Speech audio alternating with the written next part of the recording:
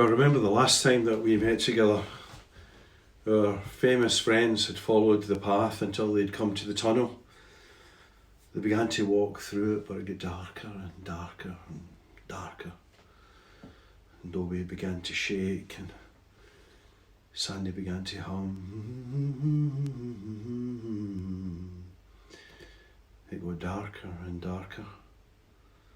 Just then, Bill stopped in his tracks and said, "Oh no, we could be in trouble."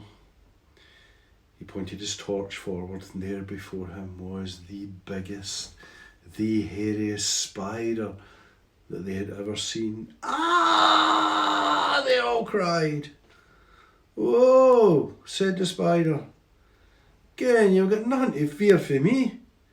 I'm your friendly spider. You've no idea what it's like being a spider.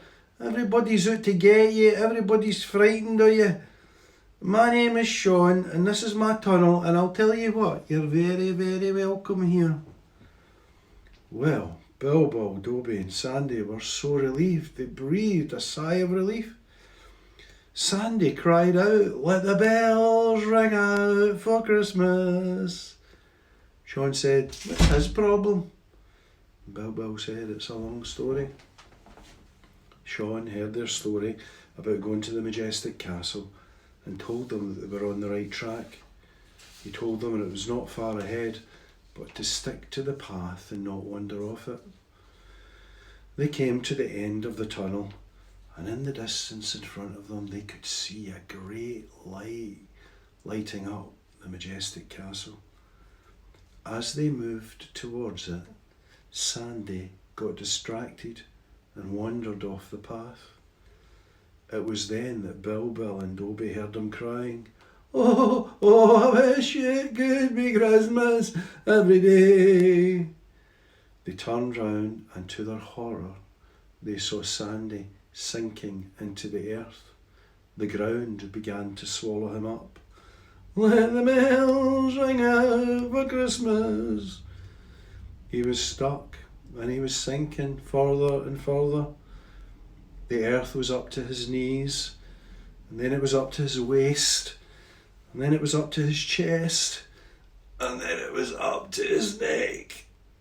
He was going under, and there was nothing that Bill and Dob could do.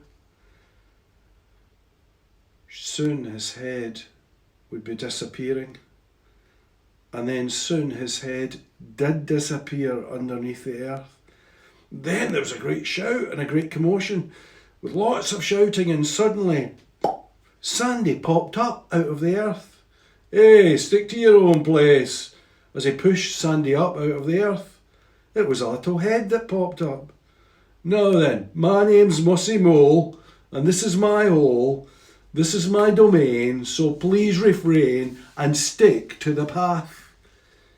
Keep your eye on the light, or perish you might. Now go on, you lot, up it, on your way. Like I said, this is my hole." So they left, and soon they arrived at the majestic castle. It was like nothing they had ever seen before. It was like, well, majestic. They pushed the large door. They crept in, and as they did so, they heard someone crying, and Bill knew who it was. It was Claypole. They crept forward quietly and steadily, and then they saw it. There was a huge cage in front of them, and in the cage was, can you guess who it was? It was Dee from the nunnery. And if you want to hear the final part of Bill's adventures, you'll have to wait until Friday.